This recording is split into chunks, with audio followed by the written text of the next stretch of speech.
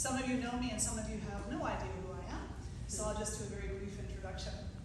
My name is Swamini Shraddhananda Saraswati. I am a monk in the Advaita Vedanta tradition of the Shivananda lineage. My last name, Saraswati, is the lineage that I belong to. We're the lineage of teachers.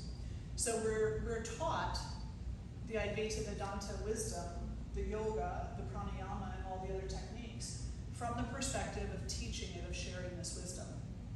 I took my vows of renunciation in 2019, but I've been practicing and learning for my whole life, basically, but very serious on the path since I was in my mid to late 20s. So it's been a while. I'm 60 this year. So very, very well established in my education at this point.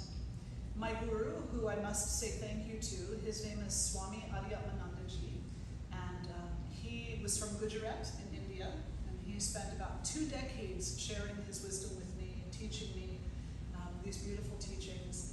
And he has since Mahasamadhi, so that means that he has died and passed from his physical body. And so I just send my prayer and my love to him, my gratitude, and also to say thank you to my husband, my partner of so many years, and my daughter Jaya's father, for his support. And if it wasn't for him seeing the same vision that I saw so many years ago, I wouldn't be sitting here right now with you. I would probably be working in a law office or something along those lines. So very grateful to him as always. And he is also Mahasamadhi at this point, so he is no longer in his physical sheath either. Oh goodness, I am the founder of Kula Kamala Foundation and Yoga Ashram out in Reading, Pennsylvania, and started the foundation about 15 to 20 years ago because I felt that there was something missing in our local community in New Jersey at that time. Yoga being treated mostly like an exercise, whereas it's really a healing science. And so what I did was I opened up a studio, like so many teachers do, but my primary focus was the hospital. And so I went to local hospitals, Deborah Heart and Lung Community Medical Center, Kimball Medical Center, and I got permission from their boards to walk through the hospital floors, talk to the patients, tell them who I am, and teach them pranayama, which is the breathing practice, meditation, and visualizations, including yoga nidra, so that it would help them in their healing process. And that was where I focused for quite a while until I started working with at-risk youth and families in crisis. And then at one point I was partnered with 13 different crisis intervention organizations in New Jersey, doing that work and training yoga therapists to do the same work. And then we found a school here in Reading and came out here to Pennsylvania and started all over again.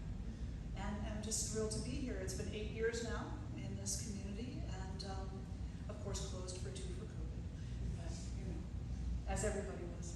And just happy to be here and thrilled to be consistently sharing this wisdom with you.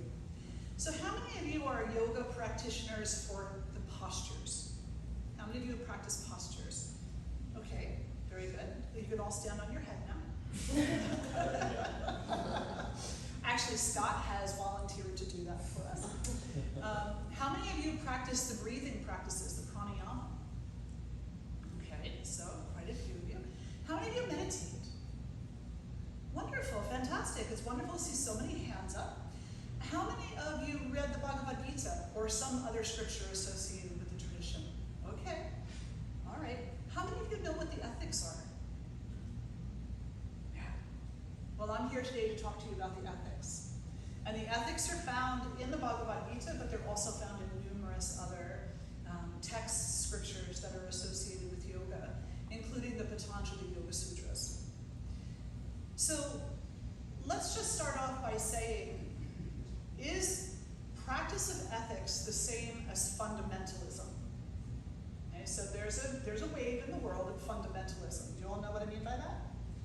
It means when a person talks about purity and tells you that there is no other way.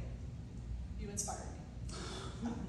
that this is the only thing that you must do, and you must drop all of your other behaviors, and if you don't, it makes you some kind of not good person. That's not what I'm talking about here. So this is not a talk about ethics as a fundamentalist practice. This is the talk about ethics as a map as a guideline to your spiritual practice and the remedy for your suffering. The remedy for your suffering. What do I mean by that? Well, most of our suffering comes from a couple of different emotions. Number one, fear. Number two, guilt. Number three, anger. And they can go in any order you like. But those are the three primary foundational emotions that feed into our suffering. The last time you were angry about something, did you feel good? No. No. Were you inspired to live a big life and to hug people and to be generous? No. Okay. The last time that you felt guilt, did it add to the quality of your life? No. Very good. So right there, the point is made, correct? So these three aspects, they are contributors to our suffering. In Ayurveda, which is the sister science to yoga, we have a saying, like increases like, and opposites decrease. If we're angry, and anger is contributing to our suffering, and we continue the pattern of anger, then what can we expect to happen? Our suffering will be alleviated? No, we can expect more suffering. If we are feeling guilty and taking part in behaviors that emphasize that sense of guilt within ourselves, and that guilt is contributing to a sense of hopelessness or sadness, and we continue to behave in that way with no variation or very little variation, can we expect our suffering to diminish? No.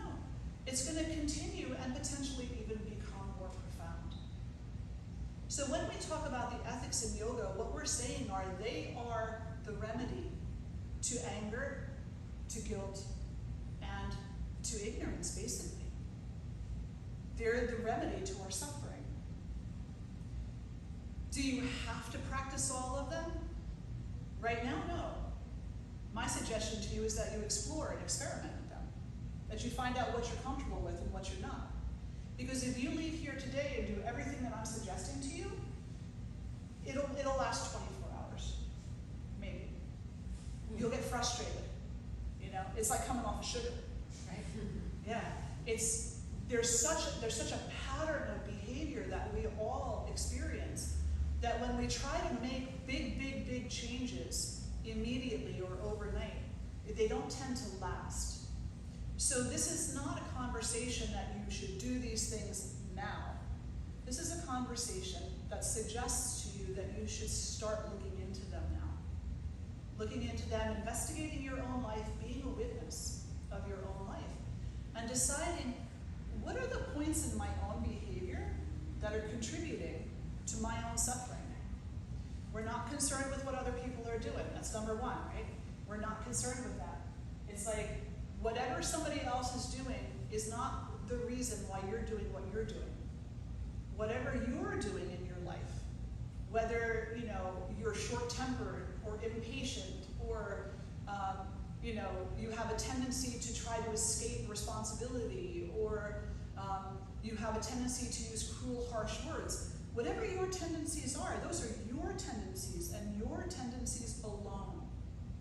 We can't point the fingers at someone else and say, well, you're making me talk that way, because it's not true.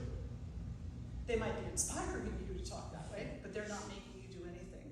It is your choice and your choice alone. And that is the truth of freedom. When you know that this is your choice, how to show up, how to behave, how to speak, how to treat others, then you begin to learn what freedom truly is. My own definition for freedom that I came up with many years ago is this. Freedom is radical self-responsibility. Period. Freedom is radical self-responsibility.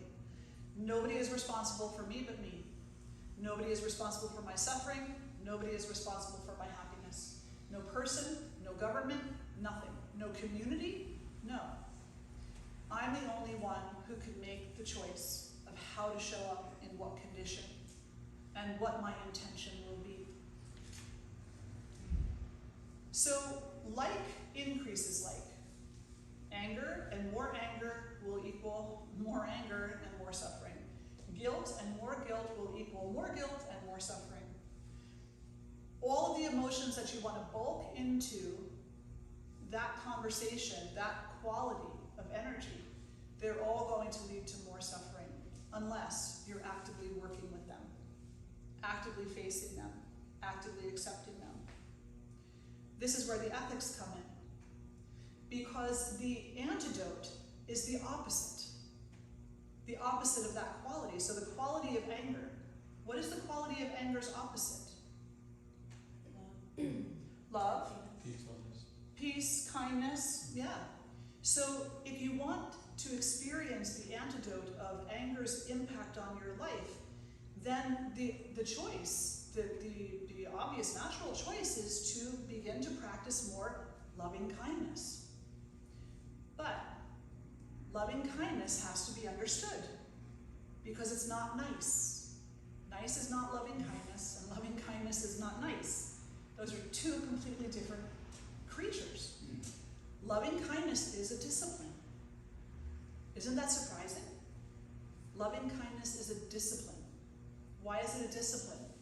Because in order to practice loving kindness, you must hold your own tendencies in check.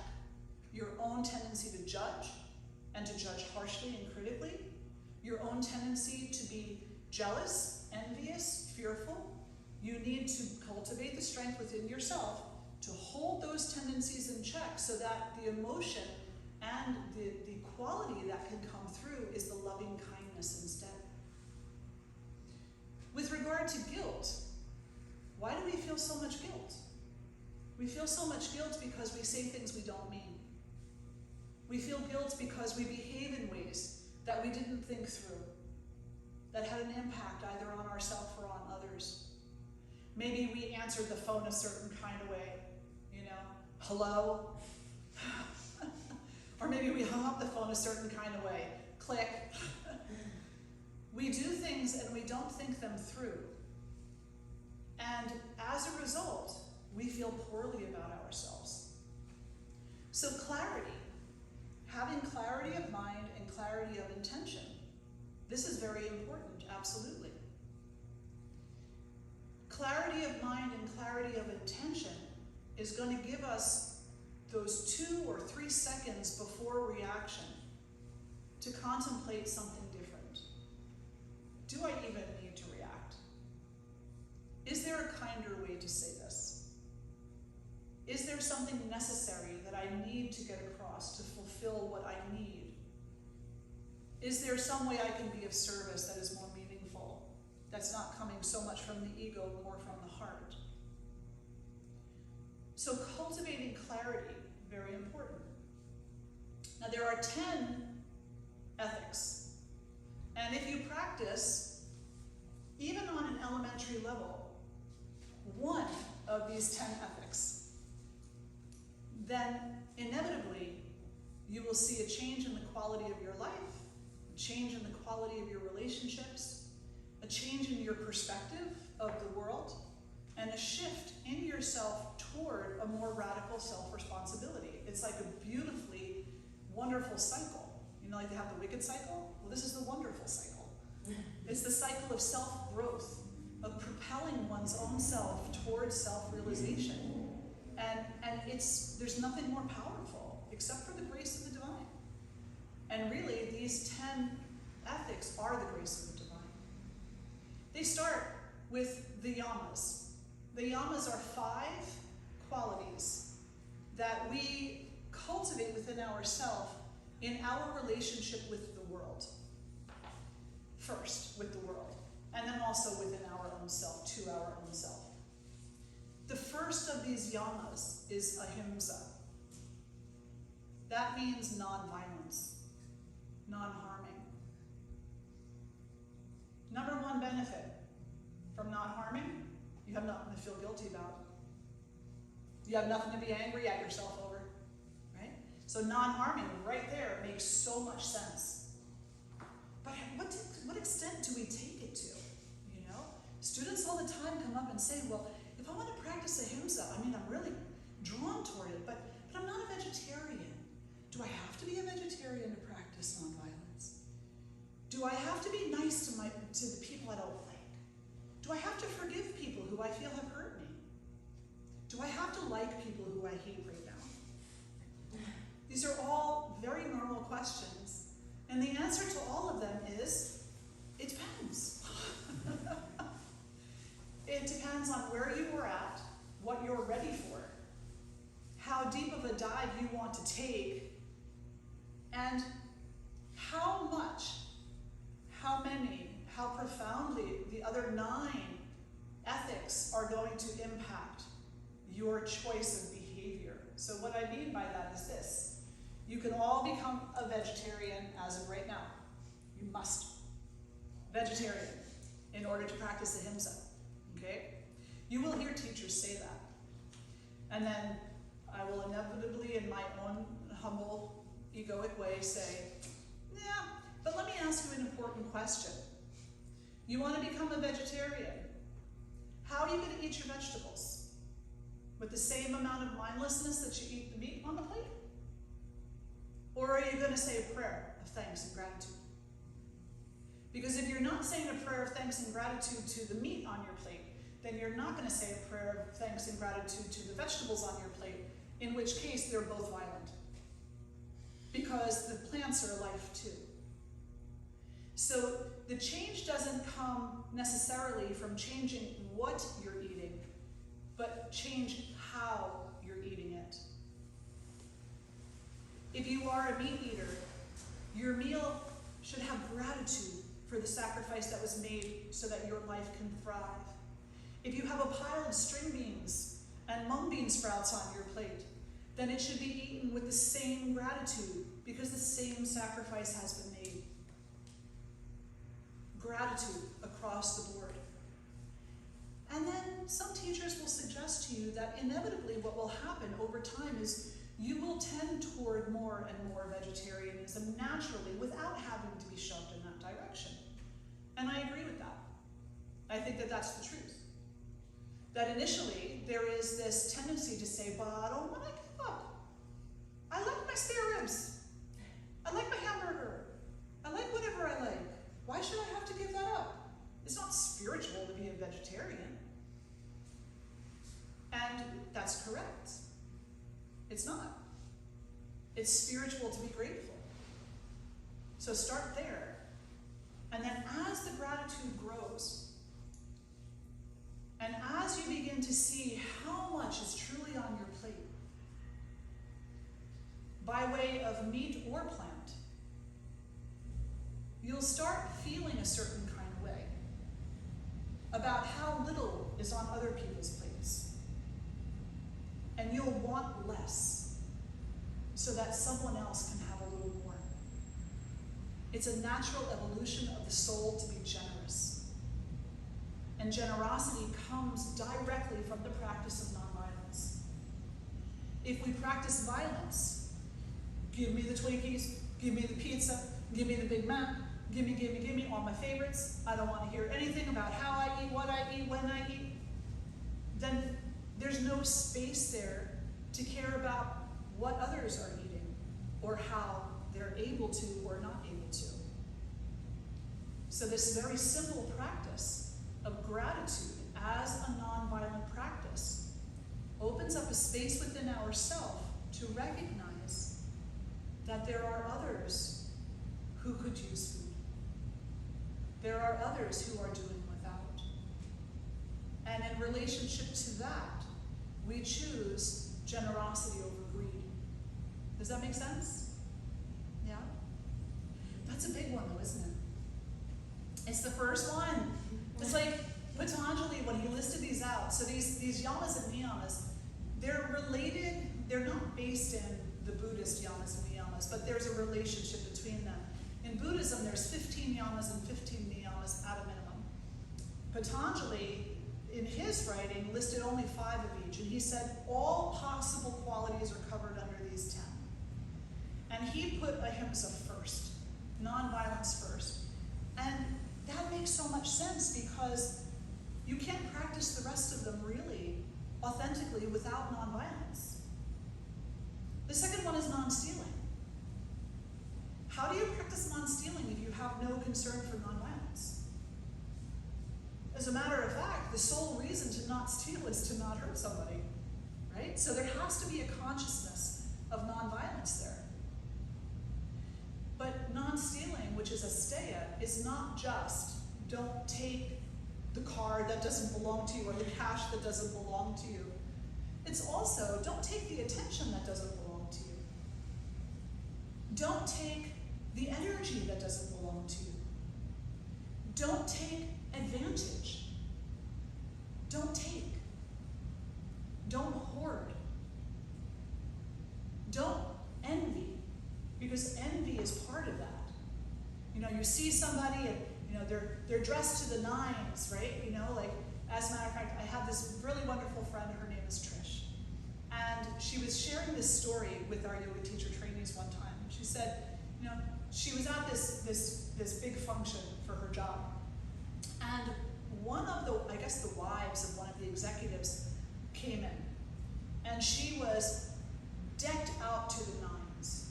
Absolutely stunning. Like, as beautiful as any model ever was. Perhaps as beautiful as the Mother Durga herself, right? And she was standing, my friend Trish is standing with some people that she knew, and all of a sudden, the cattiness started. Oh, look at her, she's so full of herself.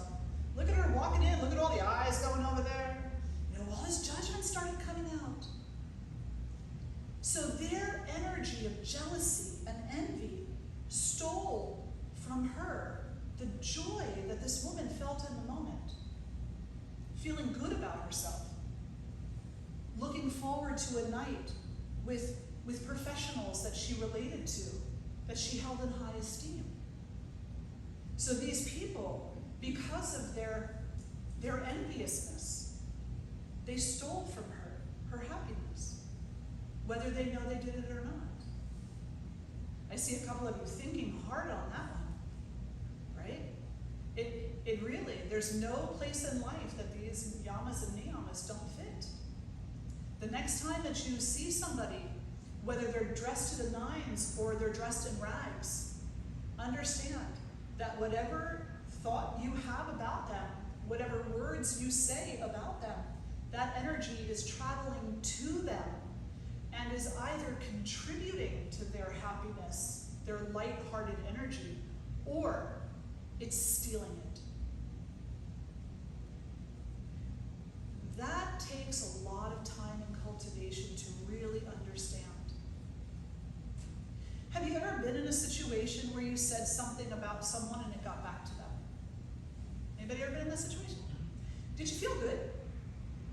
Did it make your life lighter and happier? What did you feel? Shame. Shame and? Shame, embarrassment. Any guilt? Oh yeah. Yeah. There's that darn guilt again. Right? And we can put shame in there too as well. That's definitely another one. So the more that we practice asteya or non-stealing, the less guilt we're going to feel, because we're not taking the things that don't belong to us. We're not taking other people's livelihood, other people's happiness, other people's focus. We're leaving them alone, Or if we do have something to contribute, let it be something positive and uplifting. But another really interesting thing is this. Sometimes we get into kind of this spiritual superiority thing, and we say, well, I've got a little bit of information and you have a lot of suffering, so I'm going to fix you. You got to do this, this, this, this, and this. And if you do all that, then you'll be fine. And the person just kind of looks at you like, what are you talking about? I didn't ask you for this advice. I didn't ask you to offer this to me. And what am I supposed to do with this? It's like an intrusion into my privacy, Now, of course, you all showed up here free will, so, yeah.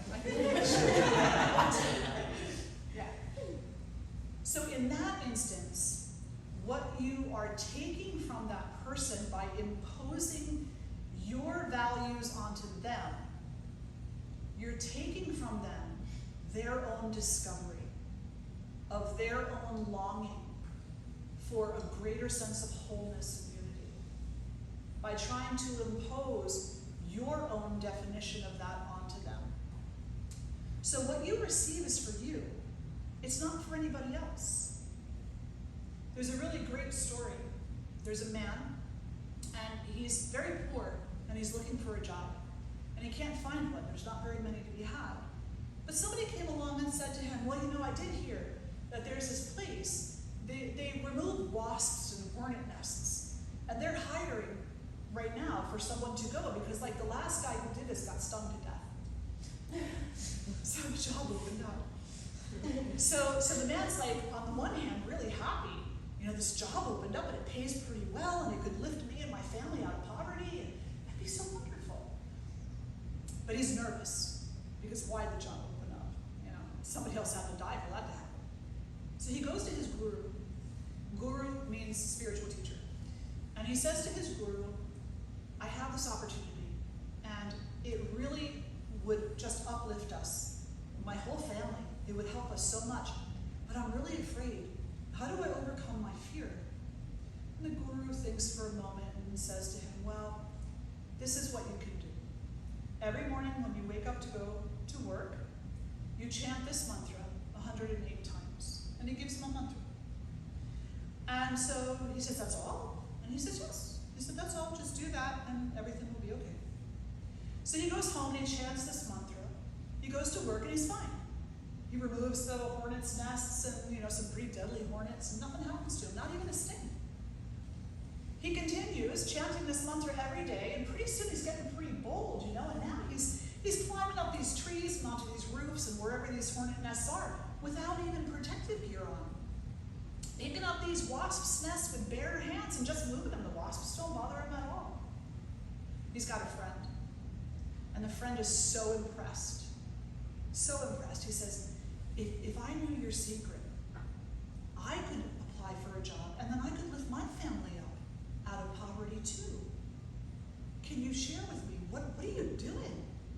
Let me share the fame with you that you have over this. And wanting to be a good friend, he says, well, all you have to do is chant this mantra 108 times every morning before you go to work. I'll put a good word in with you. I know we have another opening because somebody else died. So he goes, okay, really, that's all? I just have to chant this mantra? He says, yeah, that's it. That's all my guru told me to do. He goes, okay. Next morning, he had gotten hired.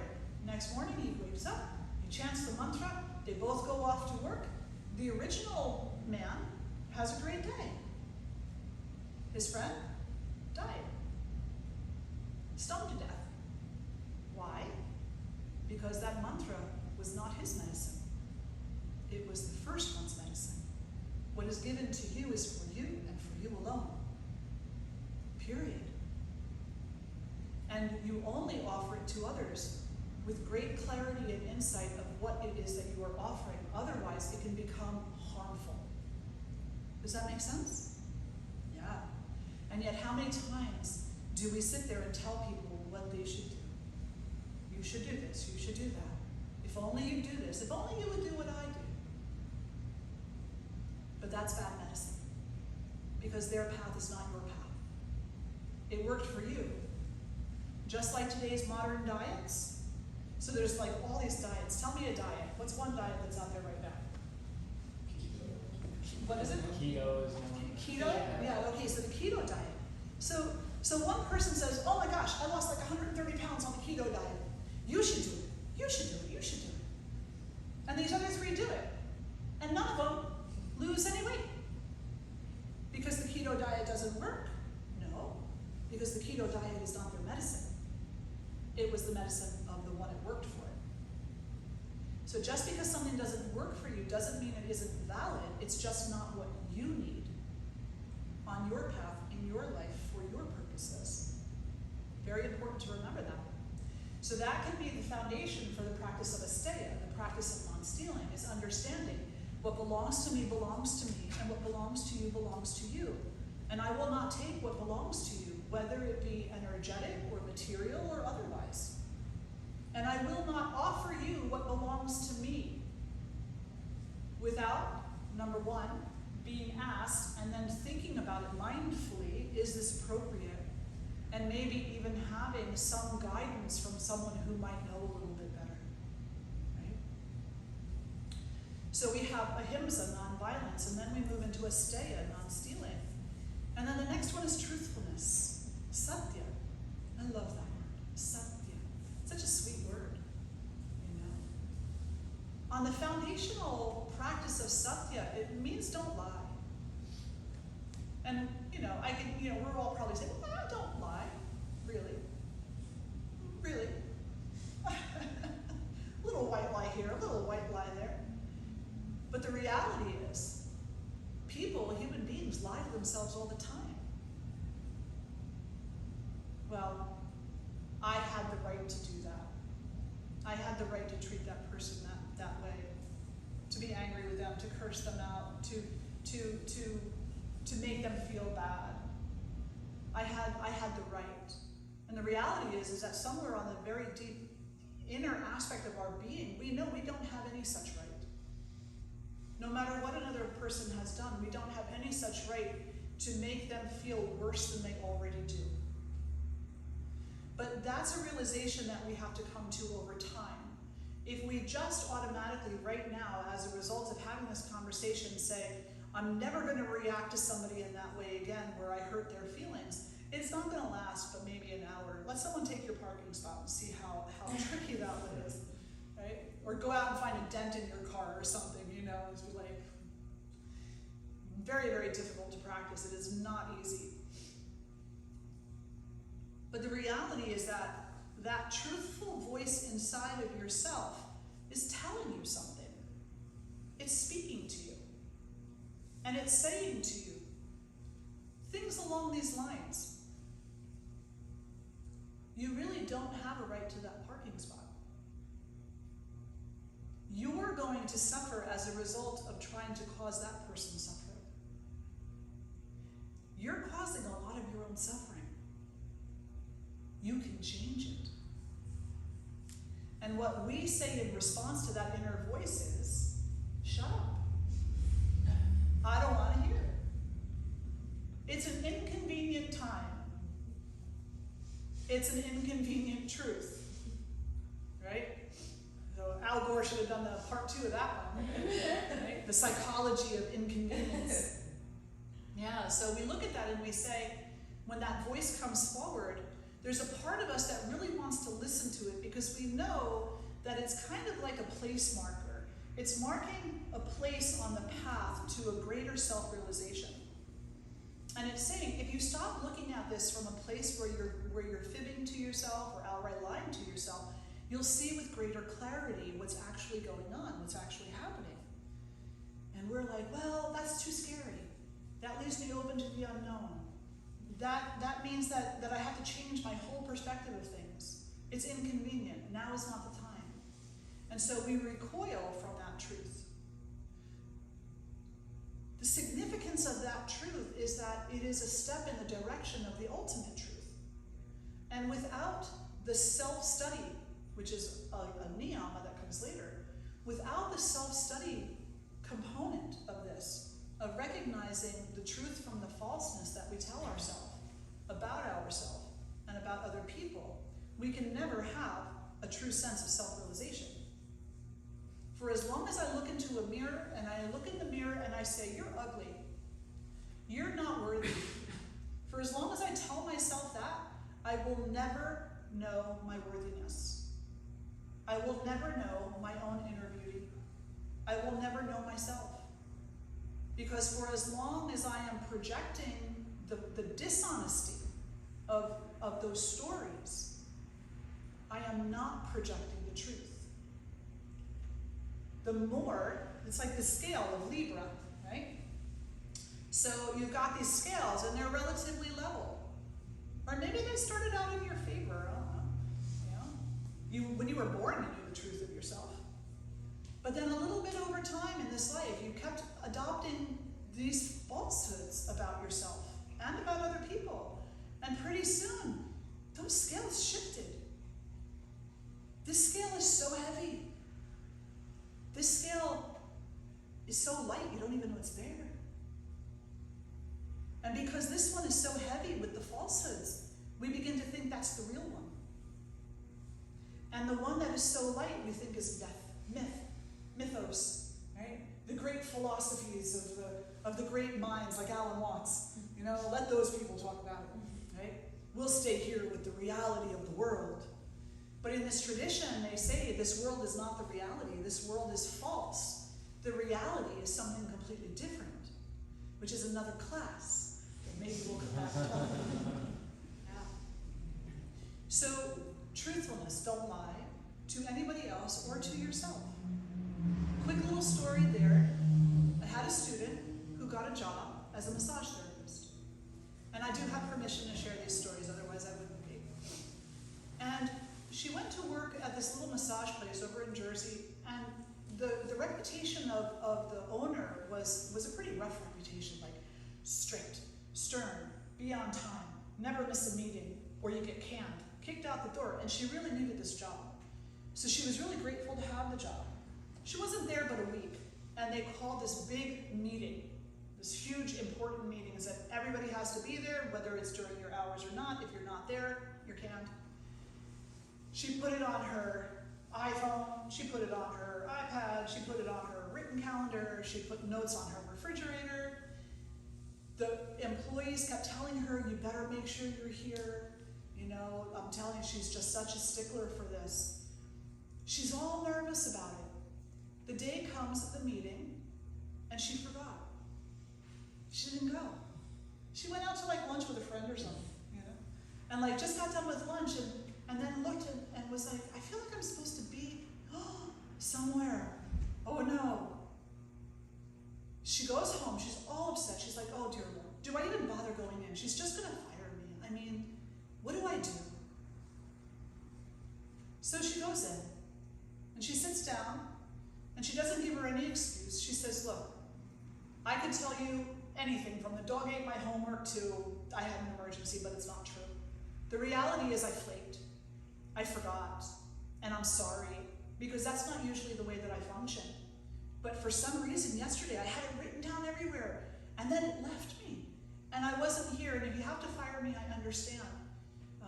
I hope you give me another chance so I can show you that, you know, I really am a responsible employee, but I also understand, you know, that there's a zero tolerance. And the owner looked at her and said, fine, go to work, right?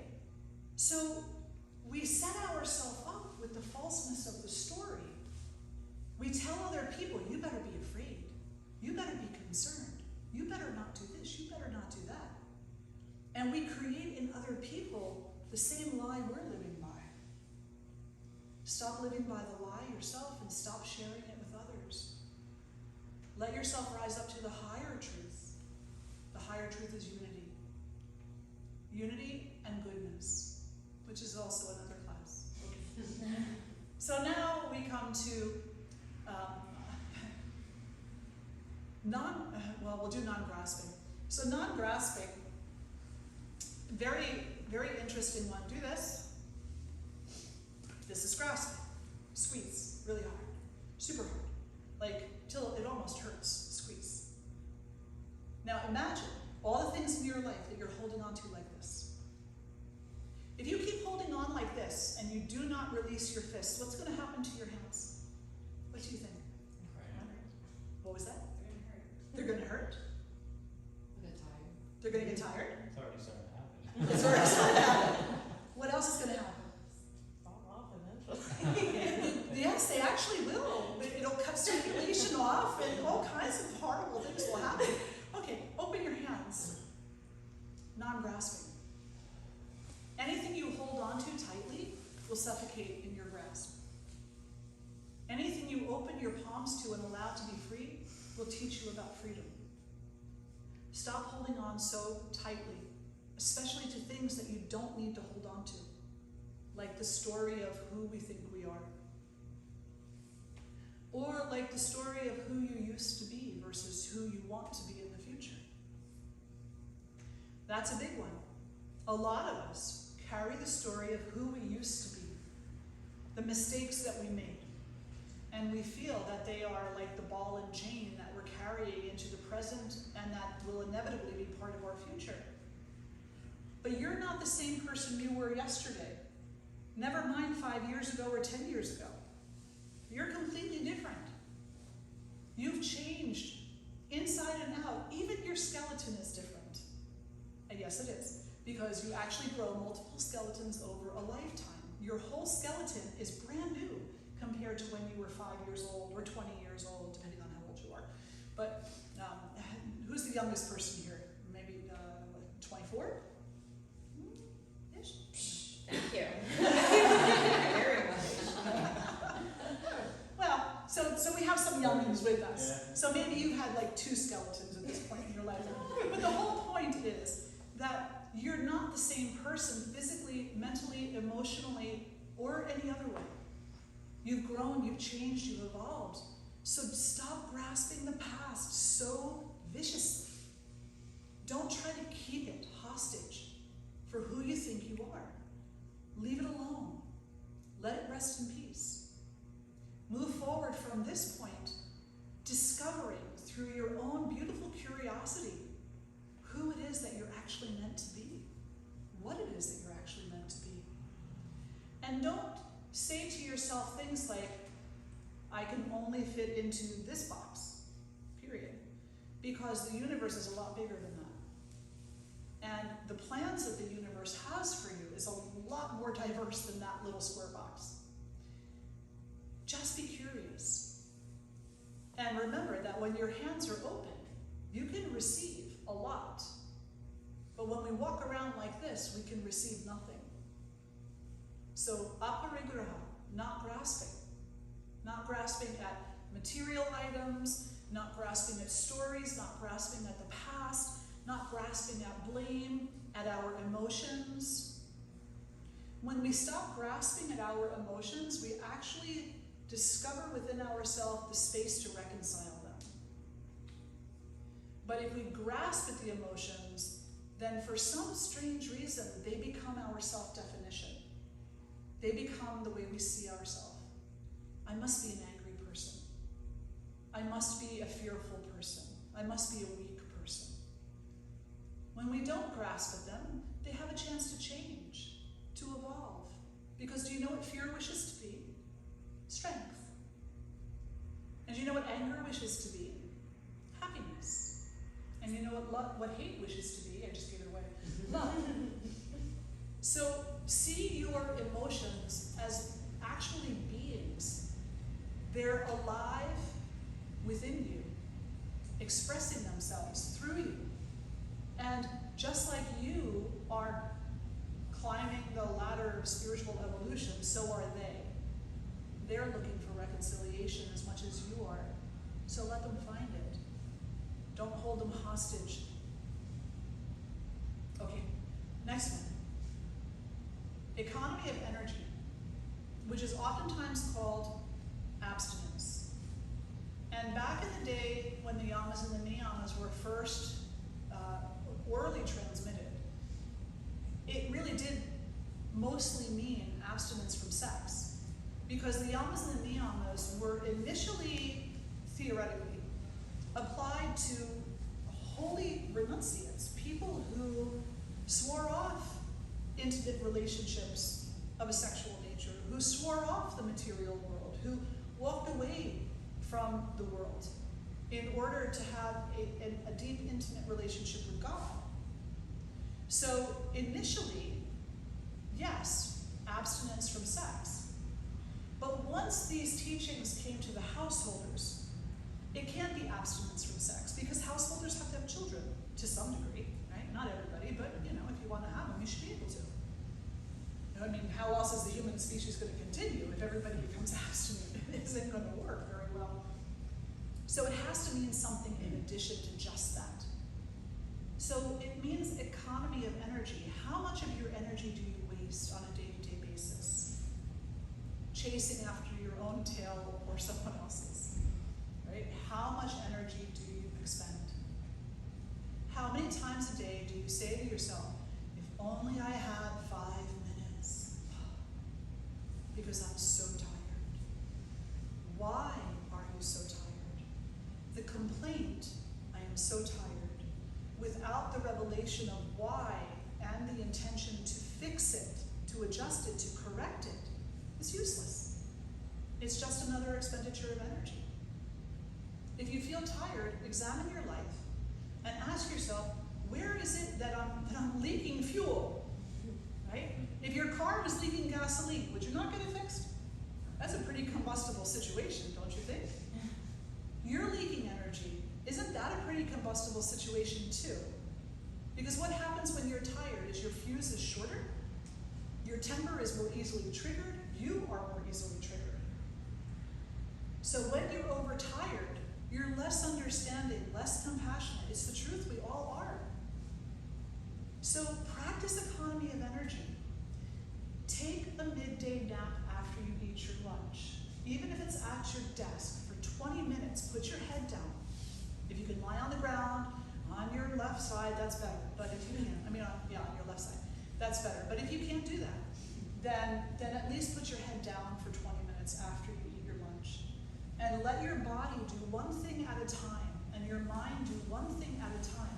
You just ate your lunch, which is potentially a pretty large meal. Now, your body wants to send energy to digest and to assimilate and then eliminate that food, make it useful. But your ego is saying, no, you got to go to the gym now for an hour and a half, and then you got to go practice running that marathon, and then you got to go back and work another 4 hours, and then you got to go home and do this, and then you got to go do that, and then you got to go out with your friends, and then you got to go to the bar and drink, and then you got to go see that band. When's your body going to digest your food? In peace. It's not going to be able to wholly. It's going to piecemeal it. A little bit here, a little bit there, a little bit here, a little bit there, and you wonder why your digestion is all messed up. Why your stomach hurts sometimes. Why you become food intolerant. Because there's not an appropriate amount of time taken to conserve the energy of the food within yourself, to even allow it to become useful energy. Instead, we're running rampant. Does that make sense? Now, other ways that we expend energy, arguing. But he always leaves his socks on the floor. Well, if he always leaves his socks on the floor, this argument's not going to change anything. Why are you arguing? Find another way. Talk it out. Accept that he puts his socks on the floor. Yes, that's personal. Me and my husband, totally. Arguing, such an expenditure of energy. After you argue, do you feel like you're uplifted and happy and joyful, or are you usually in a corner crying somewhere because you're so tired and fatigued and hurt and guilty? Yeah. Now, if you are one of those couples who know how to argue, that's a different story. But there's not many of those. Okay. There's a beautiful way to argue. It's called debate. And it's where you hold space for another person to express themselves without taking it personally. And that can absolutely be a practice associated with this, is to say, after work, each person gets 3 minutes. And in that 3 minutes, you're just consciously listening while they're expressing whatever they need to express about whatever they need to express about, and you're taking none of it personally. And when they're done, they thank you for listening, and then it's your turn. You can say whatever you want about whatever you want for 3 minutes. They don't take it personally because you're just venting.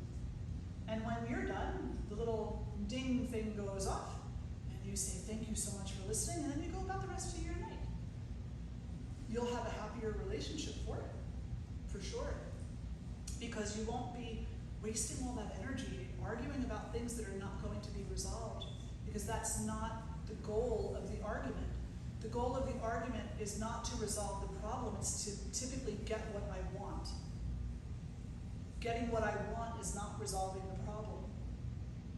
Resolving the problem, facing the problem together, is going to bring resolution.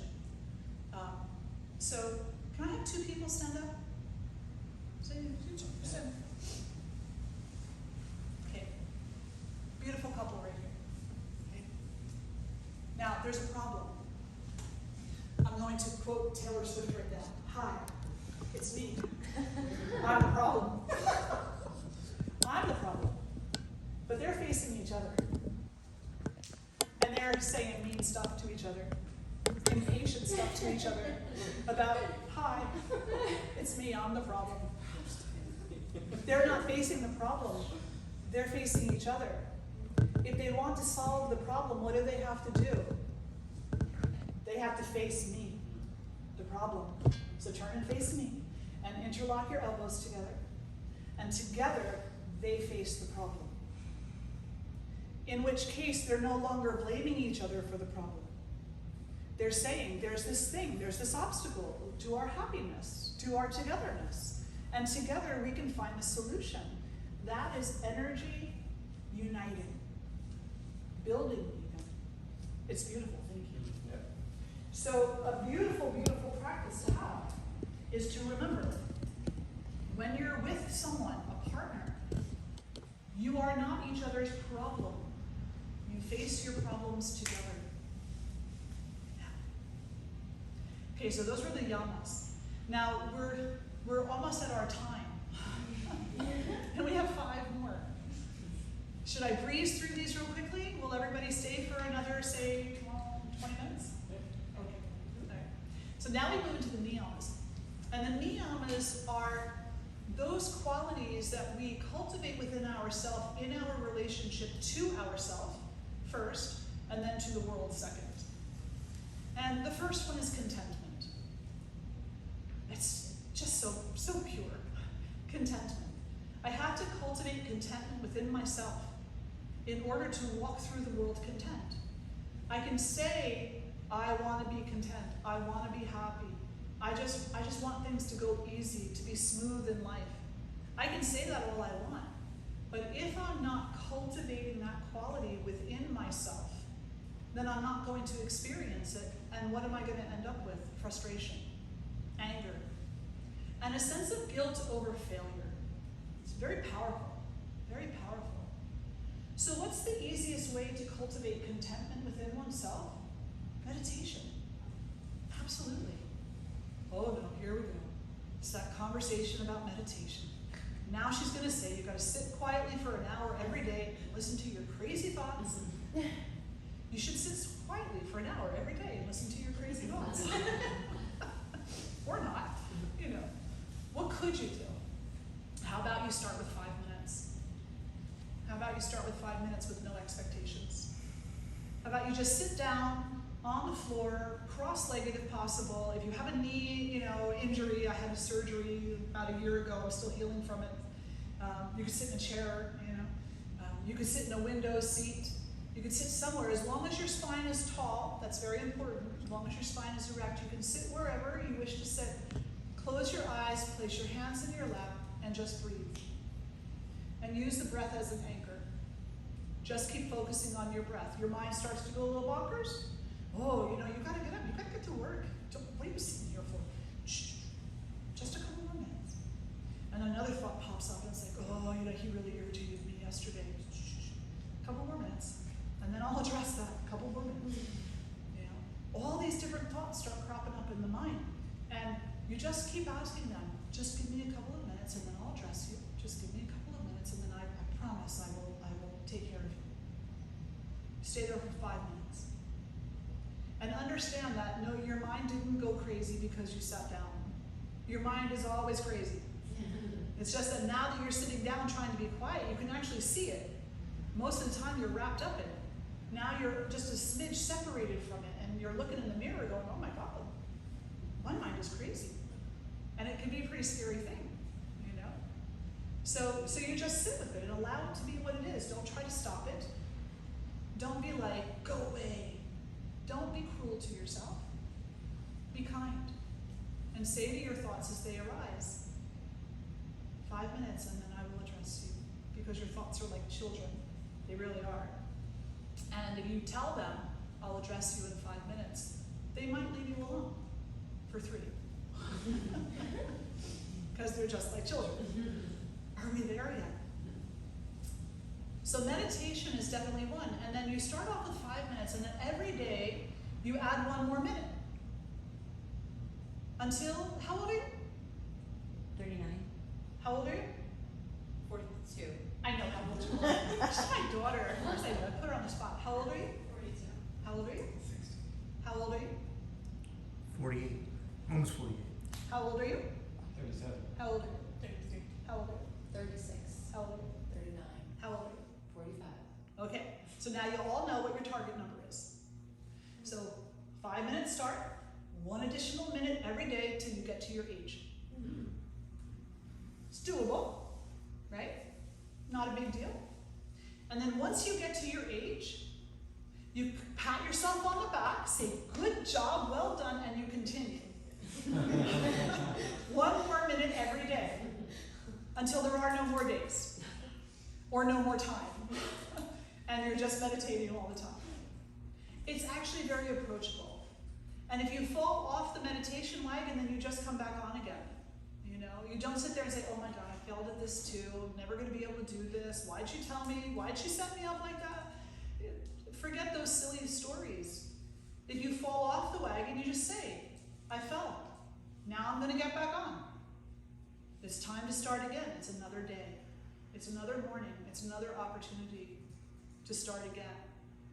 How many times do you start your car in a week?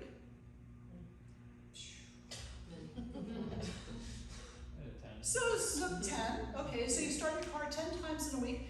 You get in your car after this session here today. Are you going to expect your car to still be running from the last session? No. No. You're going to have to start it over, right? You go and you buy a bus ticket to take a bus ride downtown. I don't know, maybe you take the bus to work every day. You took the bus yesterday. Do you expect today to be a continuation of yesterday? No. You have to get a new ticket and start over again. You're always starting over again. That's the point. The point is you're always starting over again. So let yourself off the hook for those things that had abrupt endings that you had not intended. And instead, just go with the flow of life and start again. You'll find that permission to start over will cultivate within yourself a greater kindness to yourself, a greater sense of contentment versus guilt over something like failure, which you're not capable of. That's another class. Okay. Then we have cleanliness. Now, cleanliness on the face of it is very simple. Keep your body clean, right? So take a shower when you take a shower, and use deodorant if you need to. But that's not really what this cleanliness is all about. That's definitely one part of it, but it's a very small part. The bigger part, that's like a crumb from the apple crumb pie, right? The bigger part of the pie is up here and in here. Mind clean, heart clean, intention clean. What does clean mean? Infused with non-violence, with non-stealing, with truthfulness, with economy of energy, with non-grasping, and with contentment. Cleanliness. All of the beautiful qualities lined up so that as you are thinking your thoughts, making your plans, setting your goals, having your conversations, the foundation of those things is different. It's not because you're grasping. It's not because you're avoiding. It's because you're living. It's because you're experiencing something far greater than perhaps what you ever thought was possible. Some spiritual teachers will come at this from a place of human being bad. No.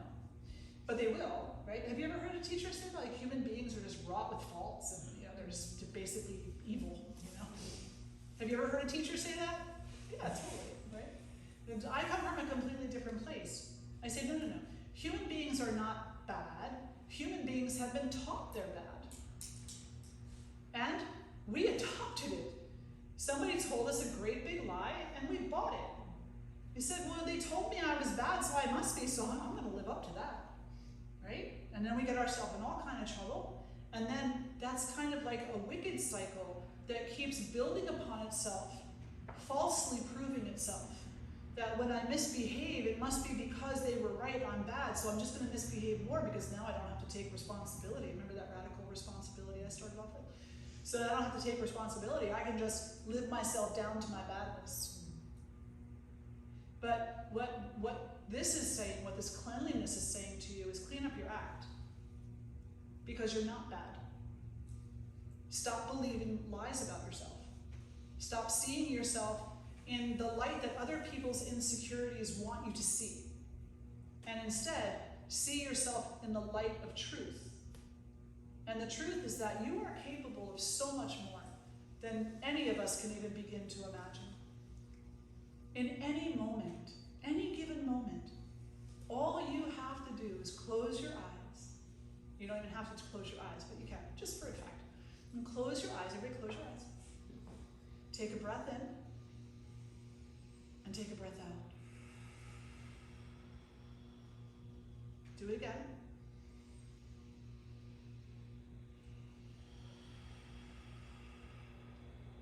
And one more time.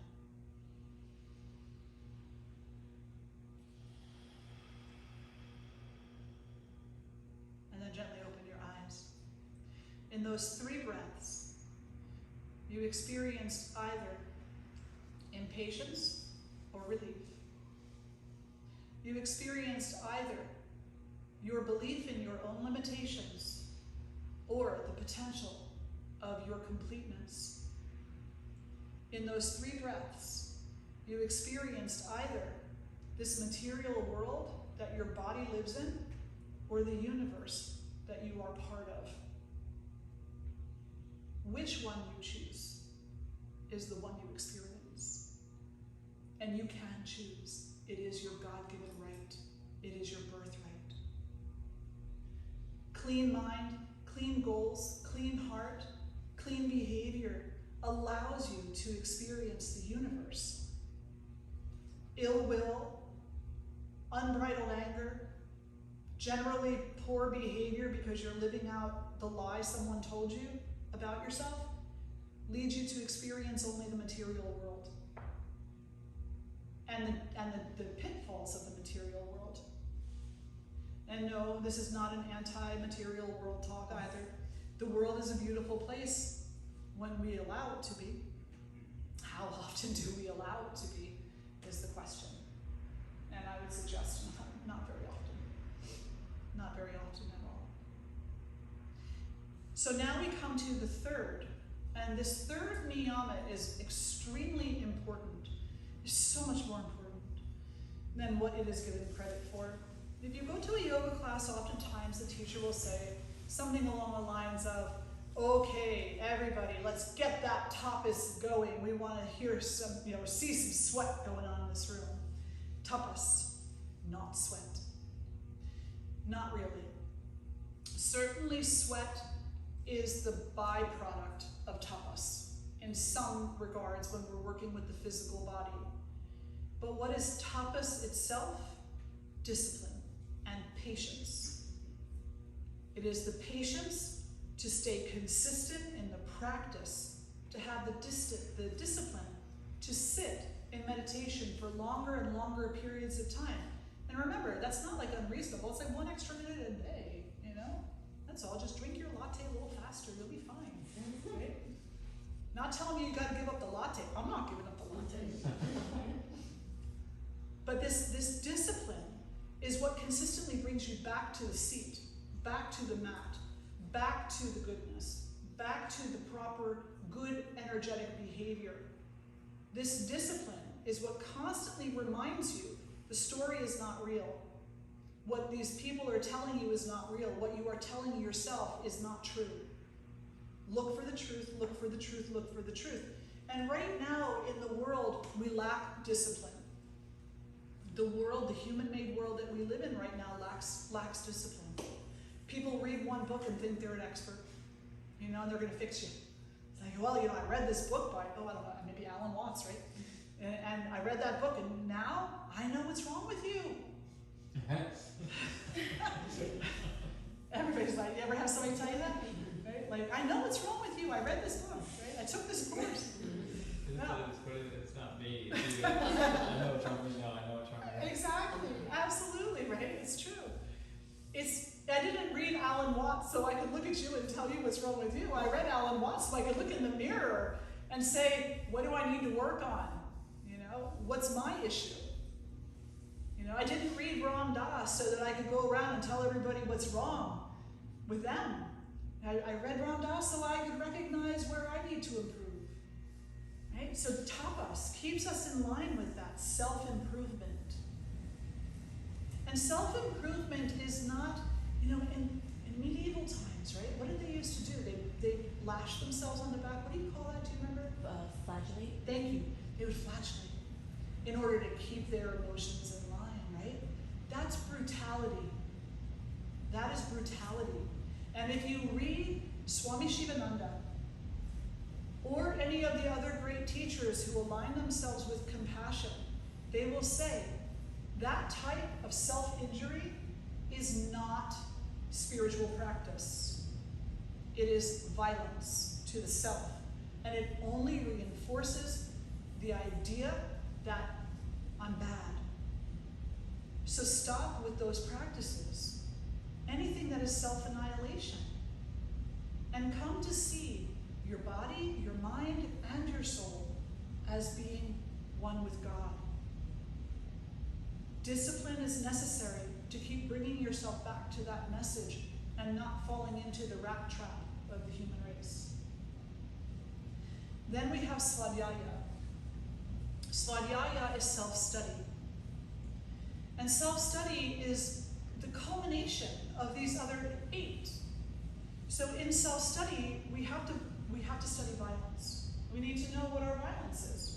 What's my current violence in my life? You know, where am I cutting corners and taking the shortcuts in my behavior? Self-study. Where am I stealing from myself or from someone else? Self-study. Where am I being untruthful or truthful? And am I being truthful in a way that is supportive or in a way that's really egoically superior? You know, it goes both ways, this self-study. It's not just studying what's wrong or what's harmful, it's also studying what's good and uplifting. Where is my behavior pretty spot on right now? Where can I really celebrate this involution that I am involved in? Science tells us that humans evolve. That's beautiful. Climb up the ladder till that last rung, and there's no place to go from there, right? That's only part of the story. Because the truth of the matter is that the human being involves. The human being involves, and there is no limit to involvement.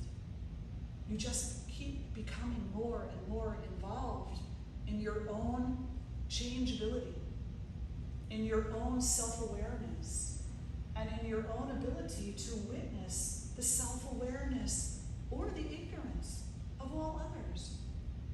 And at some point, we move away from the idea that when I see someone who's being ignorant, well, that's just proof that they're not so far along on their spiritual path. We move away from those silly statements because, hey, we're all at just about the same place. And instead, we say, they are working so hard, and they don't even know how hard they're working. I'm going to cheer them on. I'm going to celebrate every little moment that they have of peace and goodness in this life, because they are working so hard. And I know they are, because I am too. Self-study allows you to have that understanding. There's this cartoon I absolutely love. It's this lady, and she's sitting in meditation. She's all, you know, straight spine and perfect posture. She's got a little thought bubble.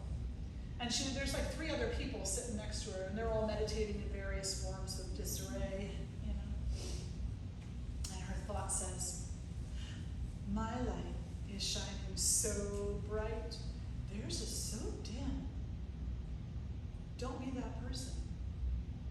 Self-study tells us we have moments where we shine brightly, and we have moments where we flip the switch off.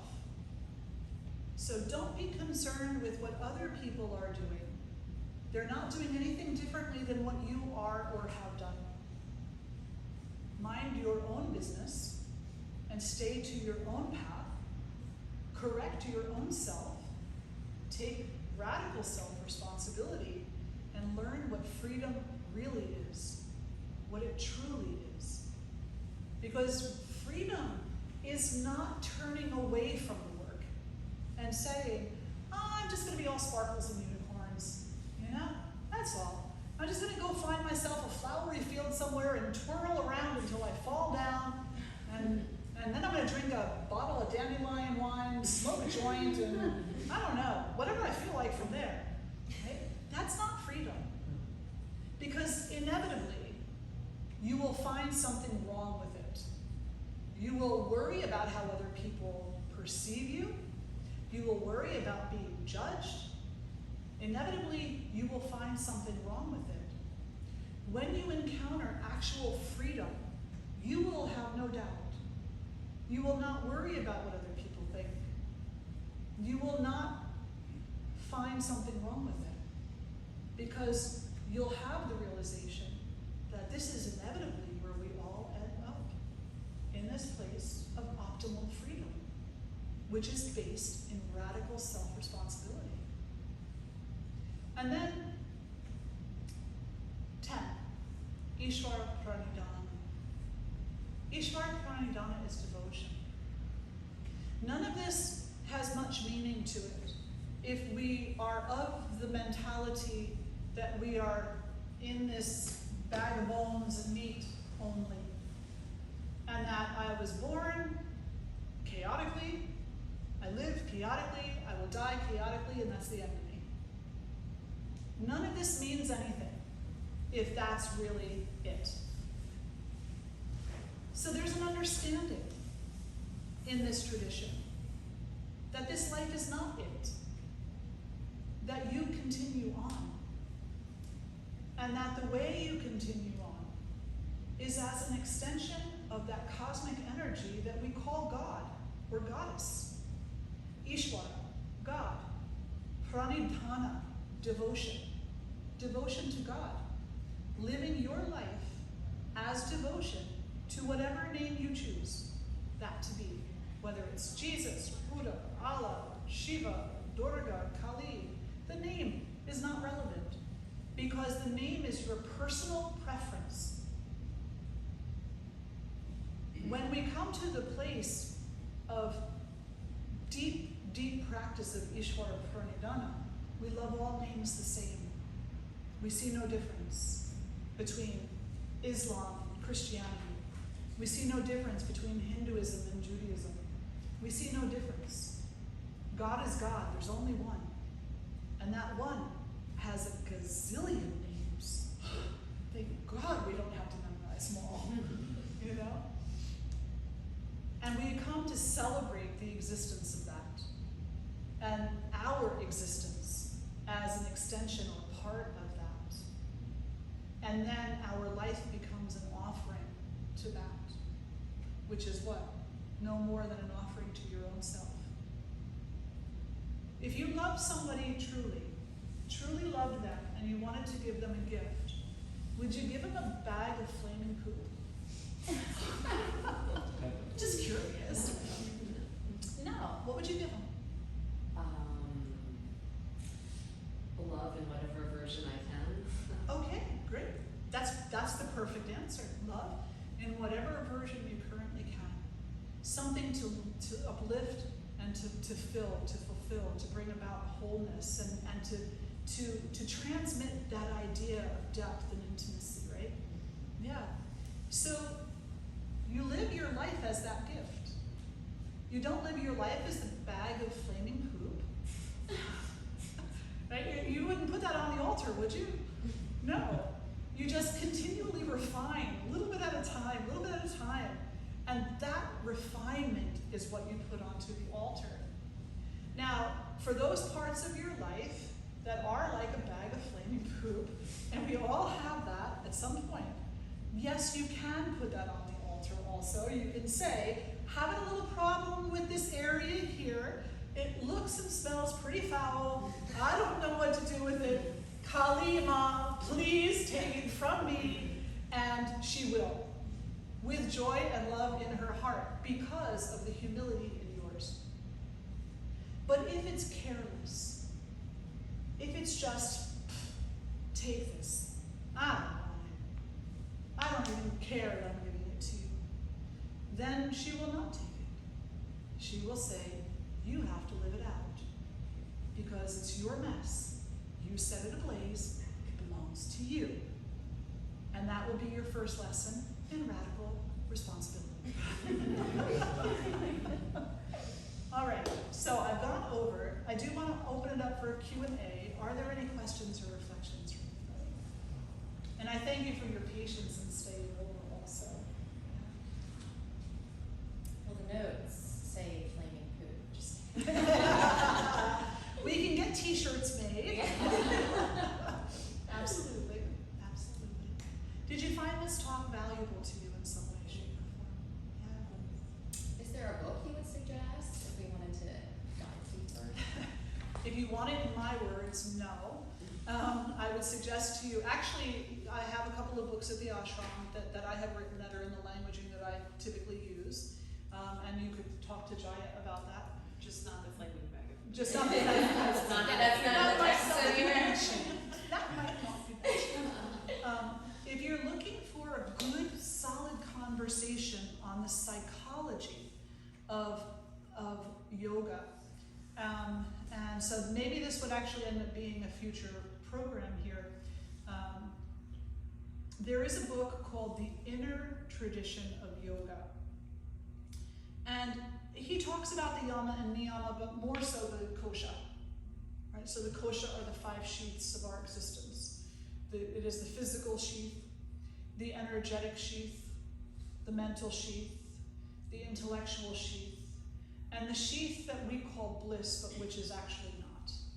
So this beautiful book by Michael Stone, and Michael is sadly passed on now, such an amazing, amazing writer. Beautiful insights. This is all about the psychology of those koshas, and there is mention in there of the yamas and niyamas. So that would be one. And then the other would be Swami Shivananda, The Power of the Mind, or Mind Power. It might be in some publications. And in there, it's now Swami Shivananda was from India, from what we today call India, which is more correctly called Bharat. And so it's written in Hindu English. So if any of you have Hindu friends, you might know what that means. It just means that it's not your straightforward English. You'll have to read it maybe twice. And that book is amazing, talking about the power of the mind and the power of the yamas and the niyamas and what the koshas are, and how to rein that power in alignment with non-grasping and with economy of energy, so that we can orient ourselves more toward our self-awakening and less toward the distractions of the world and the suffering they cause. So those would be 2 books that I would suggest. And of course the 3 that I have at the ashram as well. And they're very short reads. They're like, I don't know, 80 pages or something like that. And they deal with the Purush Arthas, which are the goals of human existence, and certain parts of the Bhagavad Gita. So, yeah. Yes? I'm trying to formulate this question in my head as I speak it, but I'm wondering, in like thinking about all of the knowledge that you shared with us, as far as like digesting it and integrating it and whatnot. I mean, it's one thing to understand, but then I'm imagining like, and we talked about it a little bit, right? Don't go out and try to do everything, but if you're learning and you're trying to better understand the inner workings of the mind and whatnot, do you have suggestions as far as like what small practice might be a good thing to apply as far as just integrating that knowledge? So you're absolutely correct. Nobody should leave here and be like, everything is changing. Because the truth is, everything is changing, but not like that. Yeah, you'll all be calling tomorrow. No, don't do that. So what do you do then? If you leave here feeling inspired, that's wonderful, and that's the most that I could ever hope for, is that you leave here feeling inspired. Inspired how? To take another look at your life and to take on more of the role of the witness and less of the role of the doer. Stop the striving. Stop trying to do so much. And every so often, say every hour on the hour, stop. Whatever you're doing, as long as you're not saving a life or something like that, just stop. Take 3 breaths and pay attention to yourself. Take an assessment. What is the state of my mind? What is the state of my intellect? What is the state of my pain in my body? What is the state of my restfulness? What is the state of my happiness? And what is the state of my sadness? Just every hour on the hour, ask yourself just a couple of those kinds of questions and step more into the role of being the witness, because it is the witness who learns the most. So the individual who is, and sometimes the witness is not, but we're not talking about human witness here. Okay. I was just going to give you an example of like this in this college, they wanted to show how sometimes witnesses see things differently. And so they had this person run in and steal the instructor's bag. Did you ever hear about this? And run back out. And then they got each person, they said, so what did you see? And they got all different heights, different body weights, different color clothing, different ages, different points of entry and exit, So remember that witnessing is for you, it's your medicine, right? So this is about you honing your skill to see things more accurately. Come into that witnessing practice. Pay attention on purpose. When you find that you're getting aggravated about something, stop and just breathe in and breathe out and ask yourself, what is this aggravation about? How is it affecting me? Have no expectations of it. Don't expect it to stay. Don't expect it to go away. Just pay attention to it on purpose and see what you learn about yourself.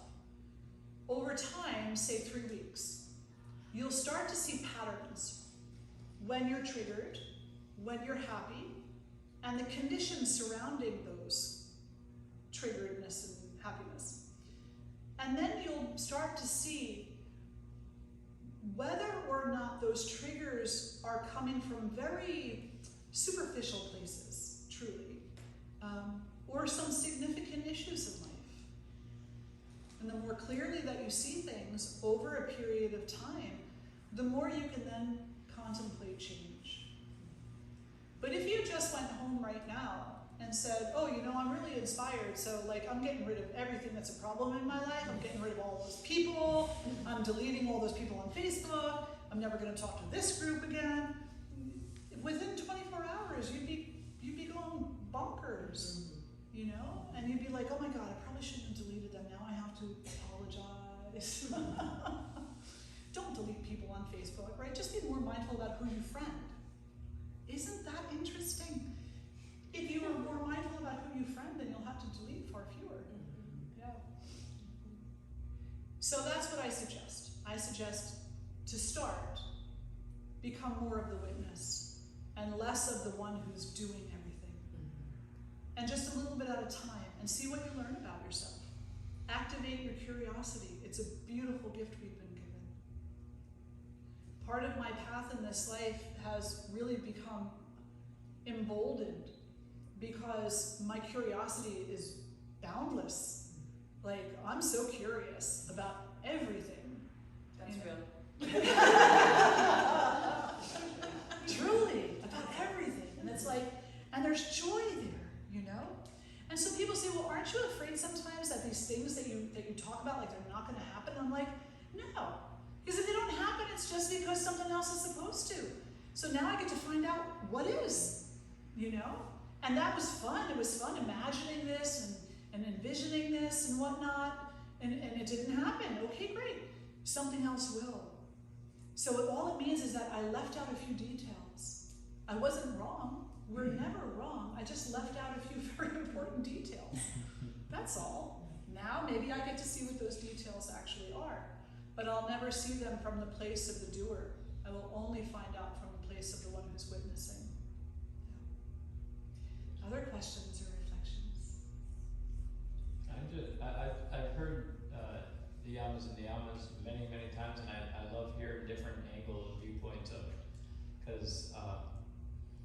just, my first run through it, I looked at it very literally, and it was good. That's the only thing I was able to do at the time. And it's just so interesting to see it go deeper and deeper and different ways of viewing it.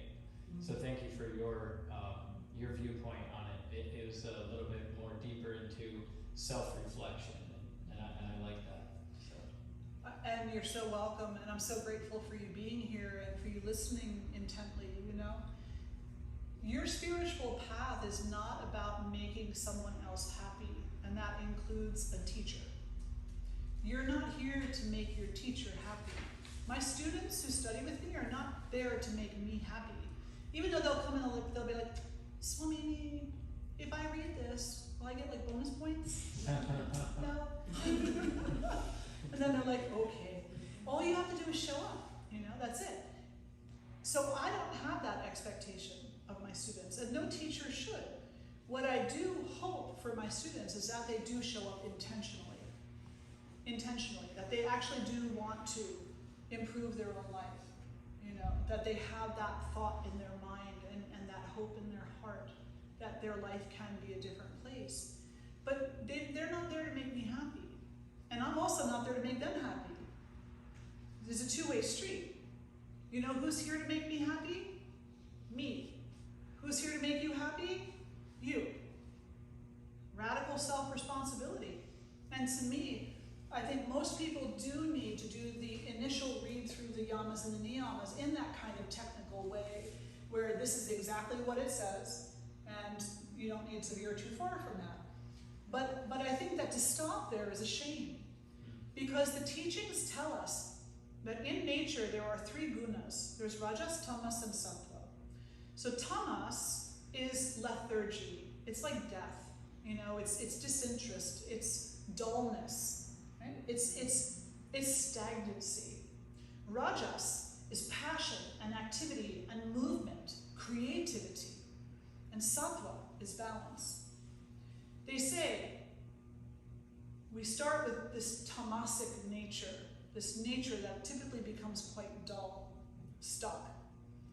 Rajas is ignited within us to move us from tamas to sattva, to the balance. But balance in a material world is materialistically balanced.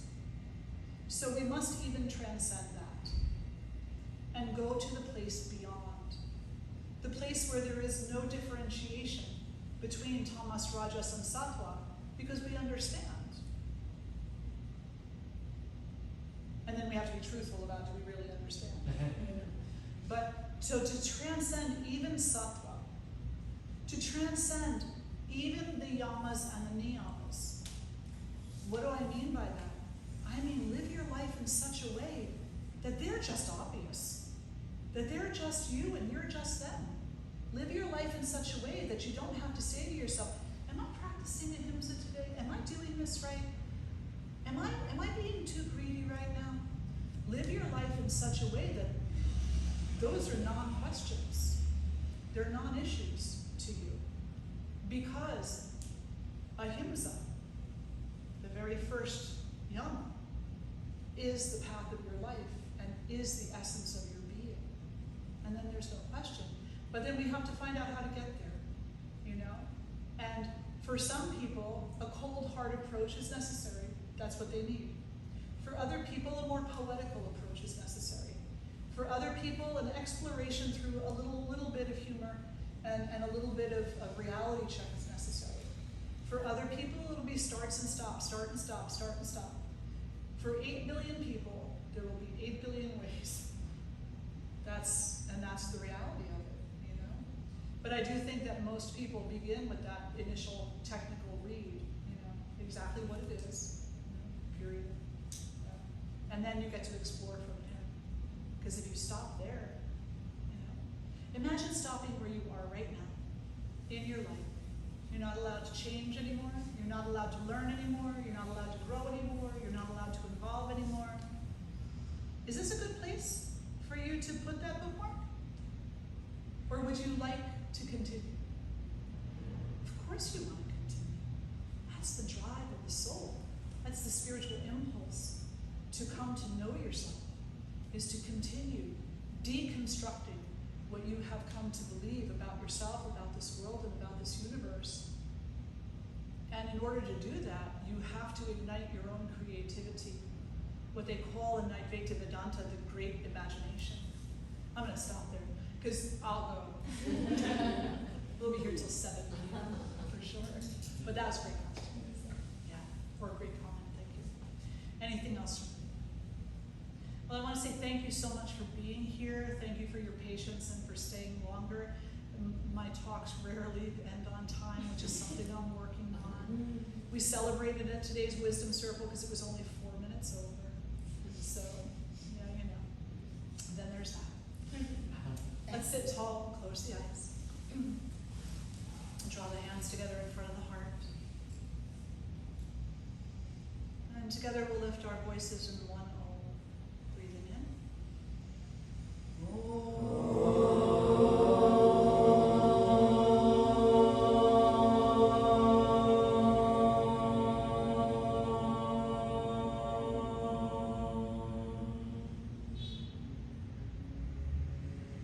Om Shri Matre Namaha. May the Divine Mother bless you, shower you with her grace, keep you safe always. May she inspire abundant happiness and joy in your life. Thank you all so much for being here. Such a gift to gather with each and every one of you. Good to see old friends and make new ones. I'd like to say thank you to Jess for having me here. Such a gift to come down and to share community with you. For coming as well. It's beautiful. Wonderful. We have a second session that we have scheduled. Do you recall the date of that? August 12th, I believe. August 12th? It's a Saturday. It's a Saturday. It is. Yeah, it's a Saturday. I mean, we're there. I think it's And do you August remember what the topic for that one is? I do not. It'll be just as interesting. It's right here, and it's August 12th, living joyfully and resolving the 6 poisons of the heart. There we go. The 6 poisons of the heart is a good one. Yes. Sorry, just a quick question. As far as this talk goes, is this recorded and like available then to see? It is being recorded, and I do think that we're going to put it up on our YouTube channel. Yeah. I hope to. Yeah. Yes. Okay, great. Absolutely. Absolutely. And Casey has some folders. I think they might be on the desk. On the bench on the Oh, way okay. out. I put So them up if you there. want- Yeah, there's some information about the foundation in there if you're curious about what we do. And there's flyers about our upcoming weekend retreats, some mantra classes that Swamini is leading, and some Ayurveda courses and all kinds of other amazing things that we do in Reading. So feel free to grab them on the way out. Thank you all. Thank you. Wonderful. Enjoy the rest of your day. I think we're going